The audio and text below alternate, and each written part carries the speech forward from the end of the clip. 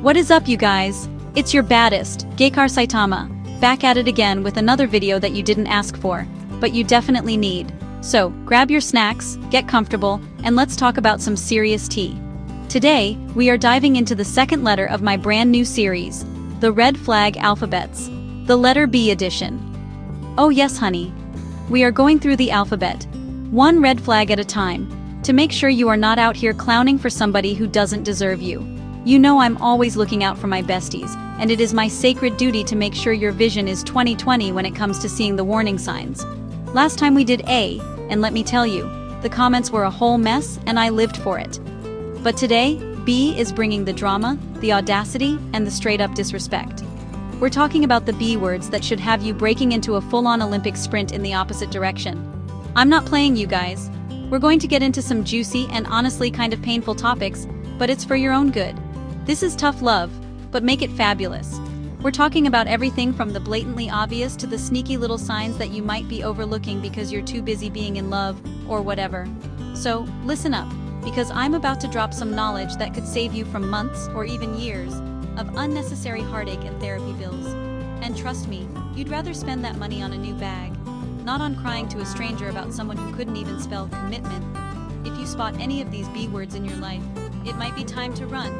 Like, run for the hills, change your name, and start a new life in a different country. Okay, maybe that's a little dramatic, but you get the point. Let's get this alphabet lesson started, because class is officially in session. Beaches. Alright, let's start with a really serious one, you guys. Bipolar. Now let me be crystal clear, because we don't do misinformation on this channel. Having a mental health condition like bipolar disorder does not automatically make someone a bad person or a walking red flag. Period. We support mental health awareness here. The red flag isn't the diagnosis itself, it's the behavior that can come with it. If someone is not seeking help, not taking their medication, or not even trying to manage their condition, that's where the problem starts. It's not your job to be their therapist, their doctor, or their emotional punching bag. When you're dealing with someone who has extreme, unpredictable mood swings, it can feel like you're walking on eggshells 24/7. One minute they're on top of the world, showering you with love and affection, making you feel like the only person on the planet. And the next? They're in the darkest pit of despair, pushing you away, or worse, lashing out at you for no reason. That kind of inconsistency is emotionally draining, you know? It creates this chaotic environment where you never feel safe or secure. You can't build a stable foundation on shaky ground, honey. So, the real red flag here is a refusal to take accountability for their health and the impact it has on you. If they're aware of their condition, but refuse to get help, or they use it as an excuse to treat you poorly, that is a big, fat, waving in the wind red flag. A healthy partnership is about support, yes, but that support has to go both ways. You deserve a partner who is actively working on being the best version of themselves and for the relationship. Don't set yourself on fire to keep someone else warm. Okay, let's clear the air on this next one before anyone even tries it in my comments. The word is bisexual, and let me scream it from the rooftops. Being bisexual is not a red flag. Hello, it's 2024, can we please get with the program? Loving more than one gender is beautiful, it's valid, and it's none of your business to judge. If you think someone being bi is a red flag, then congratulations, are the red flag. Pack your bags, sis. You're the problem. The real red flag here is the biphobia and the disgusting stereotypes that come with it. If you're dating someone and they find out you're bi, and suddenly they're saying things like, "Oh, so you're gonna cheat on me?" Or, "You can't be satisfied with just one gender." Run, immediately. That is not just a red flag, it's a whole damn parade of them. That person is insecure, uneducated, and frankly, not worthy of your time or your fabulous self. They're basically telling you that they don't trust you, and they're reducing your entire identity to a harmful stereotype. It's gross, it's invalidating, and you don't have to put up with that kind of ignorance. And for my bi besties out there, if you're with someone who tries to hide your sexuality, or tells you not to talk about it, or makes you feel like it's a dirty little secret, that's a red flag. If they're fetishizing you, saying things like, "Oh, a threesome would be so hot," that's a red flag. Your identity is not their fantasy or their shame. It's who you are. So, the B word bisexual only becomes a red flag situation when it's met with ignorance and prejudice. Don't ever let anyone make you feel small for who you love. The only B you should be is bye to that hater. Okay, now let's move on to a B word that is, without a doubt, one of the biggest, reddest flags in the history of red flags: bigamy. For those of you who live in a fairy tale world, that means being married to one person while marrying another. But let's expand the definition for the modern dating world: getting seriously involved with someone who is already married or in a committed relationship. I don't care how they spin it. We're separated, but we still live together. It's a loveless marriage, I'm only staying for the kids. Girl, please. If you find out the person you're dating has a whole-ass husband or wife at home, you need to exit stage left immediately. Do not pass go. Do not collect $200. Do not collect a single tear from that lying sack of problems. You are not the main character in a dramatic movie. You are setting yourself up to be the side character who gets their heart broken. You deserve to be someone's number one, not their dirty little secret on the side. Why would you want to be the Tuesday afternoon special when you can be the whole damn 24/7 buffet? Make it make sense. Think about the level of deception involved. If they can lie to the person they made a legal and spiritual commitment to, what makes you think they won't lie to you? They are literally living a double life. That requires a skill for manipulation and dishonesty that you do not want anywhere near your life. You're signing up for drama, for hiding, for stolen moments, and for the inevitable explosion when everything comes out. And trust me, it always comes out. So, if you hear wedding bells in their background, but they're not for you, that's your cue to hang up. Let's talk about a word that might seem small, but says a whole lot: bobo. Or for my English-speaking besties, calling someone stupid or an idiot. Now, we all joke around with our friends, right? A little playful teasing is one thing, but when your partner starts calling you bobo during an argument, or even just casually in a way that feels not so funny, that's a red flag, honey. Words have power, and using words like that is a sign of blatant disrespect. It's a way to belittle you and undermine your intelligence. Think about it.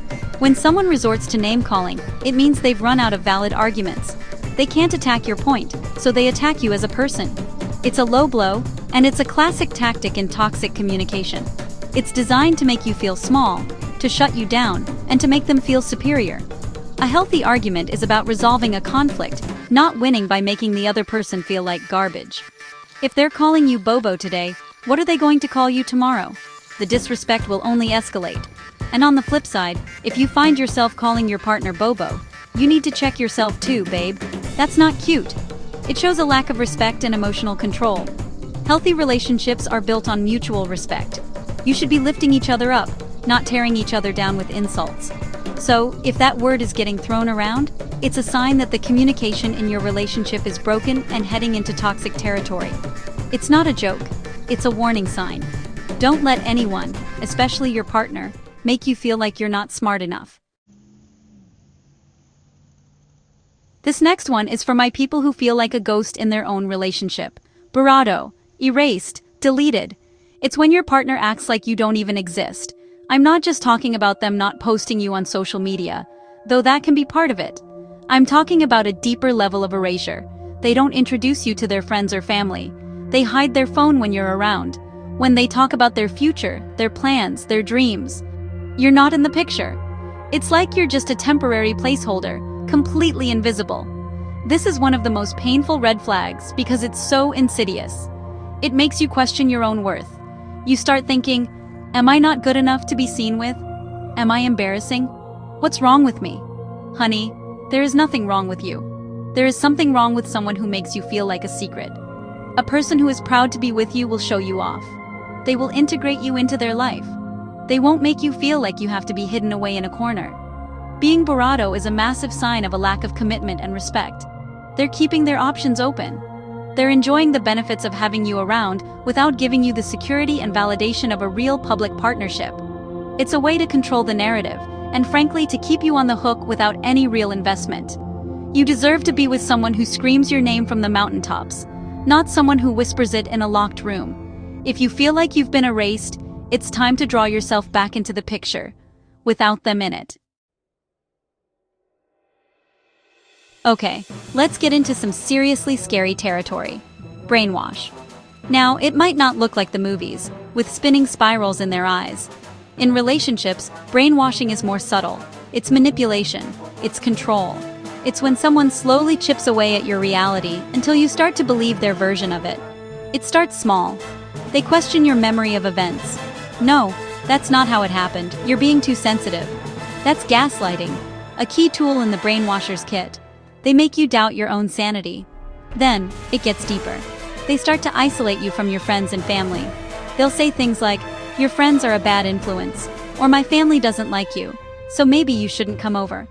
They want you all to themselves, not because they love you so much, but because it's easier to control you when you don't have a support system. They want to be the only voice in your head. They'll dictate what you wear, who you talk to, and even what you think. It's about power, and you slowly lose your own. This is one of the most dangerous red flags, because you can lose yourself completely. You forget who you were before them. Their opinions become your opinions.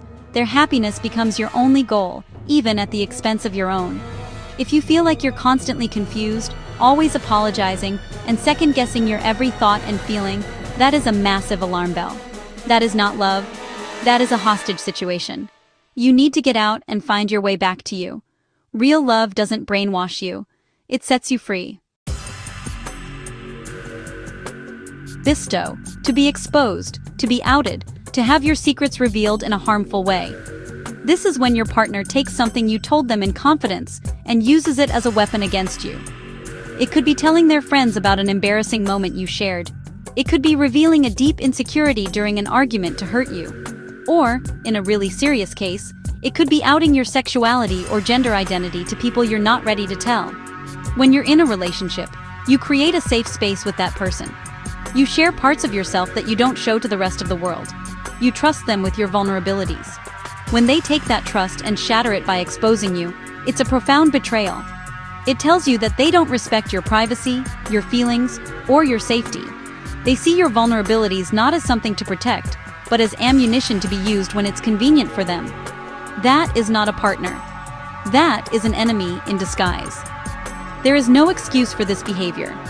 "I was just angry, I didn't think it was a big deal, I was just joking." No. It is always a big deal. It shows a fundamental lack of character and empathy. How can you ever feel safe with that person again? How can you ever be vulnerable and share your true self, knowing that it could be broadcast to the world at any moment? You can't.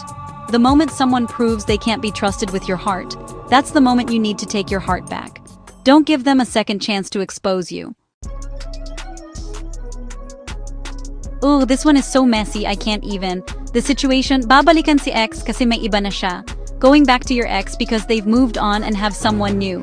Let's be real, if you're the ex in this situation, and your former flame suddenly comes crawling back the moment you post a picture with your new boo. Red flag. City. This isn't about love, honey. This is about ego, possession, and a toxic inability to let go. They didn't want you when they had you, but now that someone else sees your value, suddenly you're the prize to be won back. This person is not coming back because they had a sudden epiphany and realized you're their soulmate. They are coming back because their ego is bruised. They can't stand the thought of you being happy with someone else. It's a dog in the manger situation. They don't want to eat the hay, but they don't want any other horse to eat it either. You are the hay in this tragic, pathetic metaphor. Their interest is not a sign of your irresistible charm. It's a sign of their emotional immaturity and selfishness. They want to reclaim their territory. Don't fall for it. It's a trap. If you take them back, the cycle will just repeat itself. Once they've won you back and their ego is satisfied, the old problems will resurface. The boredom will set in again. They'll go back to taking you for granted, and you'll be right back where you started. Only this time, you've also lost the new, potentially great person you were starting to build something with. Don't be a pawn in their ego game. Your happiness is not a competition. Let them watch from the sidelines while you thrive. Busted. Getting caught. Caught in a lie, caught cheating, caught doing something you had no business doing. Now, some people might say, well, the red flag was the cheating or the lying itself. And yes, duh. But let's talk about the moment of being. How a person reacts when they are caught red-handed tells you everything you need to know about their character. This is the moment the mask slips off, and you see the real person underneath. Do they immediately start lying more to cover their tracks? That's not my lipstick on your collar, it's ketchup. Do they try to flip it around and blame you? Well, if you weren't so distant lately, I wouldn't have had to seek comfort elsewhere. That's gaslighting, and it's a huge red flag. It shows they have zero accountability. Do they minimize it? It was just a kiss. It didn't mean anything. Oh, really? It meant you're a liar and a cheater. That's what it meant. Any reaction other than immediate, sincere remorse and a full, honest confession is a sign of a much deeper problem. A person with integrity, when busted, will own up to their mistake.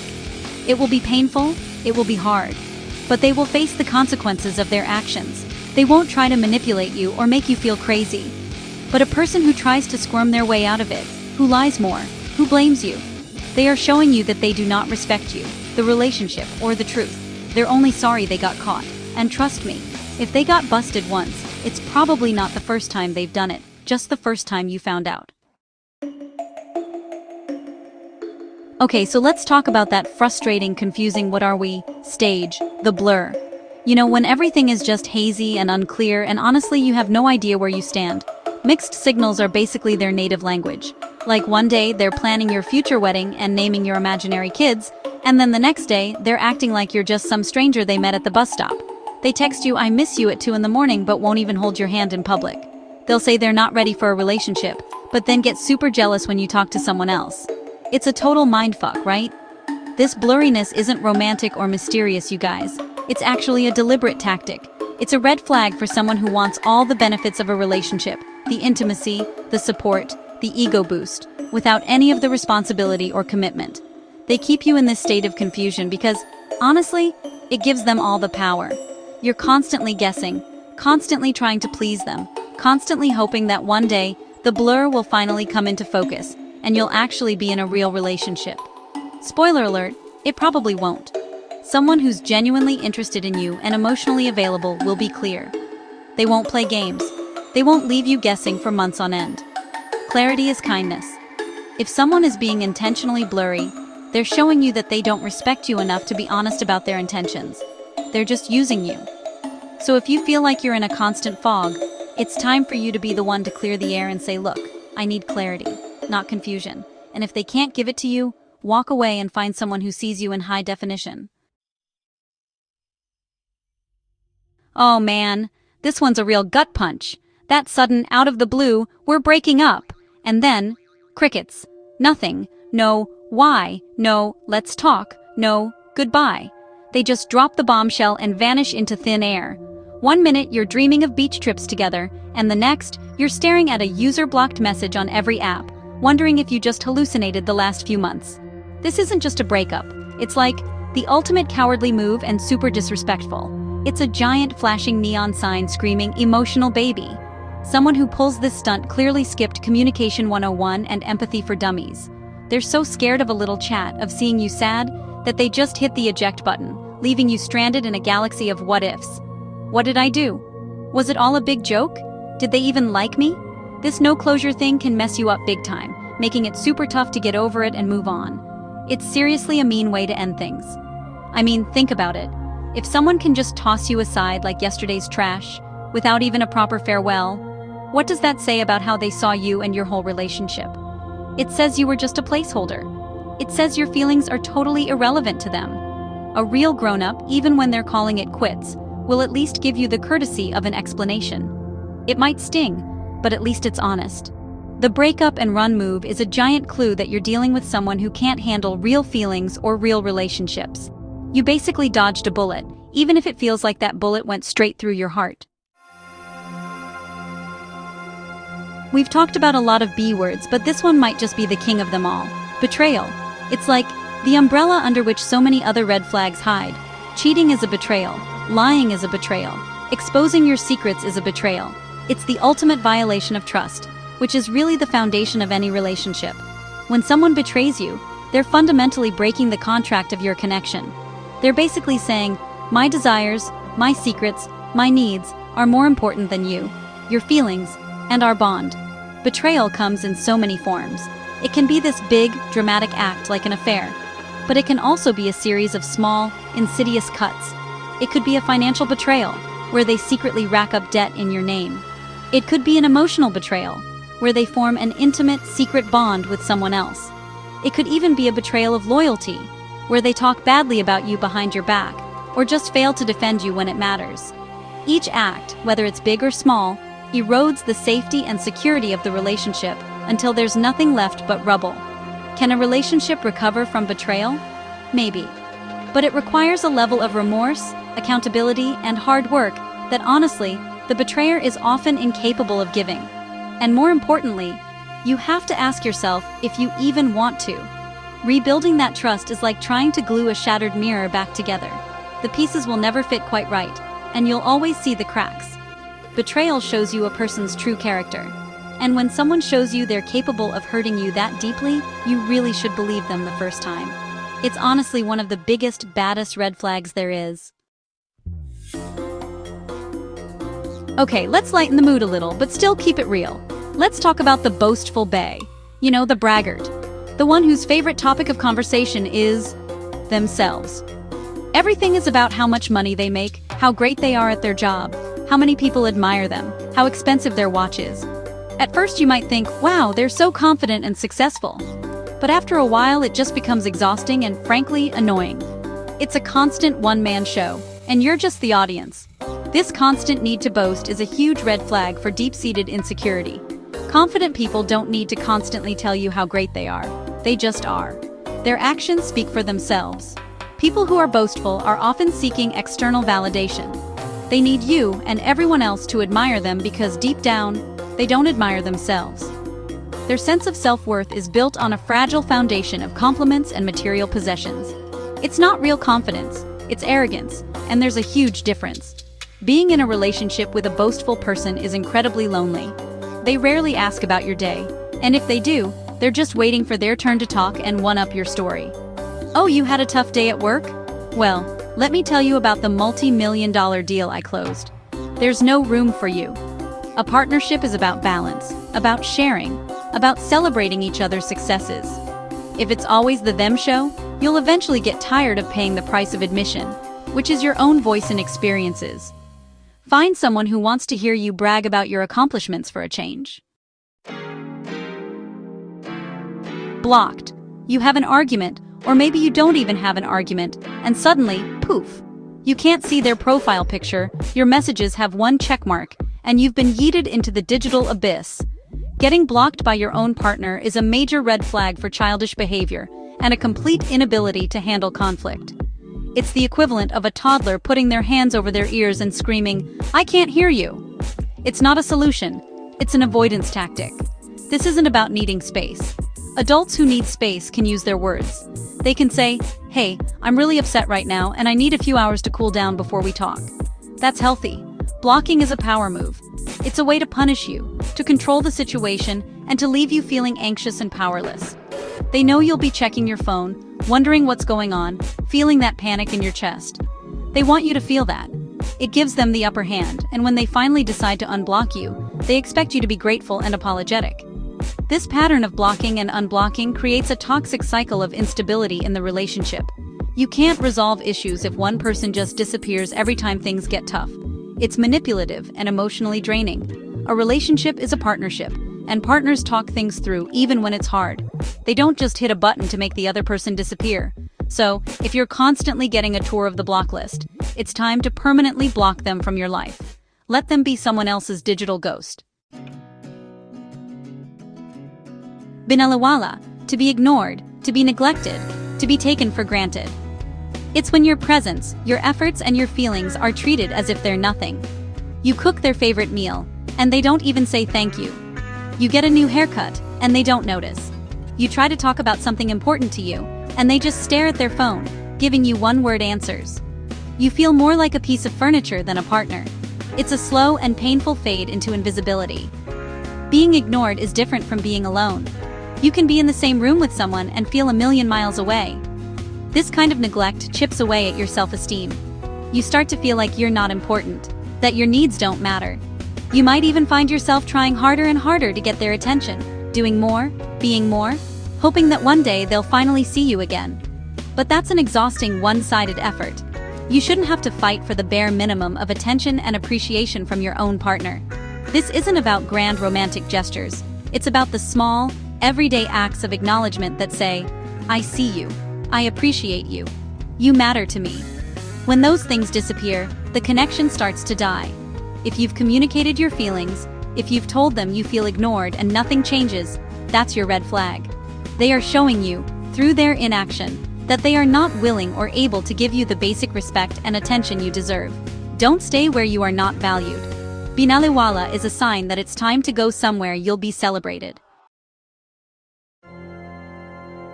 Okay, so let's talk about the cousin of blur, breadcrumbs. Or, breadcrumbing. This is for all of you who are being fed just enough to survive, but you're starving for a real meal. Breadcrumbing is when someone gives you these sporadic, tiny morsels of attention to keep you interested, but with no intention of ever giving you the whole loaf. It's that good morning text after like 3 days of silence. It's a fire emoji on your story, but no reply to your actual message. It's that vague promise of we should hang out soon, that never ever turns into a real plan. They are leading you on, period. They're just keeping you on the back burner, just in case. It's honestly a low-effort way for them to keep their options open and their ego, stroked. They know that just when you're about to give up and move on, they can throw you another tiny breadcrumb, and you'll come running back, hoping this time it'll lead to the full banquet. It's a cruel and manipulative game that preys on your hope. They're feeding your hope, not your heart. You deserve a feast, my love. You deserve someone who is excited to talk to you, who makes concrete plans, who shows up consistently. You are not a pigeon in the park, waiting for a few stale crumbs to be thrown your way. You are a goddamn queen or king, and you deserve a seat at the royal table. So, if you recognize this pattern, if you feel like you're living off of scraps of attention, it's time to go on a diet. A no breadcrumb diet. Block them and go find a bakery that will give you the whole cake, because you deserve it. This one is for the partners who have one foot out the door at all times. Bibitawan. Someone who lets go easily. Someone who gives up the moment things get hard. The first major argument? They suggest breaking up. You have a disagreement about future plans? They say, maybe we're just not compatible. They treat the relationship like it's a disposable item that can be thrown away at the first sign of a flaw. There's just no fight in them, no willingness to work through the tough stuff. A strong, lasting relationship isn't about avoiding problems. It's about how you handle them together. It's about holding on tighter when the storm hits, not letting go of the rope. If your partner's default setting is give up, you will never feel secure. You'll live in constant fear that any little mistake or disagreement will be the thing that ends it all. You'll be afraid to bring up issues because you don't want to risk them walking away. That's not a partnership, that's a ticking time bomb. This person is a red flag because they lack resilience and commitment. They might be in love with the idea of love, the easy, breezy, honeymoon phase part. But they're not ready for a real mature relationship that requires effort, compromise, and perseverance. You need a teammate, someone who will be in the trenches with you, not a fair-weather fan who leaves the stadium as soon as your team starts losing. Find someone who knows how to hold on, not someone whose grip is always ready to let go. Bibintangan. To be falsely accused. It's when your partner is constantly accusing you of things you didn't do. Accusing you of cheating every time you're out with friends. Accusing you of lying when you're telling the truth. Accusing you of having bad intentions when you're just, honestly, trying to be nice. You find yourself constantly on the defensive, trying to prove your innocence for crimes you never committed. It is exhausting and deeply unfair. These false accusations are almost never about you. They are a projection of the other person's own insecurities, fears, or even their own guilt. Often, the person who is constantly accusing their partner of cheating is the one who is actually cheating or thinking about it. They're projecting their own untrustworthy behavior onto you. It's a twisted way for them to deal with their own issues by making them your problem. They create a narrative where you are the bad guy so they don't have to look at their own reflection. Living under a cloud of constant suspicion is a form of emotional abuse. It destroys trust and intimacy. You can't be yourself because you're afraid anything you do or say will be twisted and used as evidence against you. You start to isolate yourself to avoid the accusations. If you're with someone who has appointed themselves as the police, the judge, and the jury of your life, that is a giant red flag. You are not on trial. A relationship should be a safe harbor, not a courtroom. Or, more accurately, the lack of balance. This red flag is about the give and take in a relationship. Or, the lack thereof. Is everything always on their terms? Do you always go to the restaurant they want to go to? Watch the movie they want to watch? Do you find that you're the one doing all the compromising, all the apologizing, all the emotional labor? If the relationship feels like a seesaw that's permanently stuck with them in the air and you on the ground, you have a balance problem. A healthy relationship is a partnership, which means it should feel, for the most part, equal. Of course, there will be times when one person needs more support than the other, and that's okay. But over time, it should balance out. It's about both people putting in the effort. It's about both people's needs, opinions, and feelings being valued. If you're the only one ever giving, you're not in a relationship. You're in a service position, and honestly, you're not getting paid. This imbalance can show up in so many ways: financially, emotionally, socially. Are you the only one initiating plans? Are you the only one cleaning the house? Are you the only one who remembers important dates?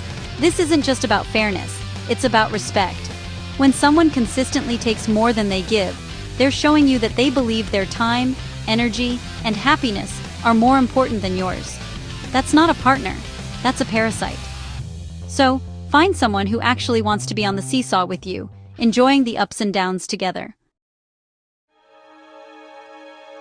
Alright folks, this next one is super specific, but oh so dramatic, we just have to chat about it.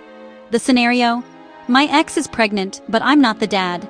Now, hold your horses. The red flag here isn't that your ex is having a baby. Nope. The real warning sign is if your current sweetheart suddenly becomes totally obsessed with this whole situation.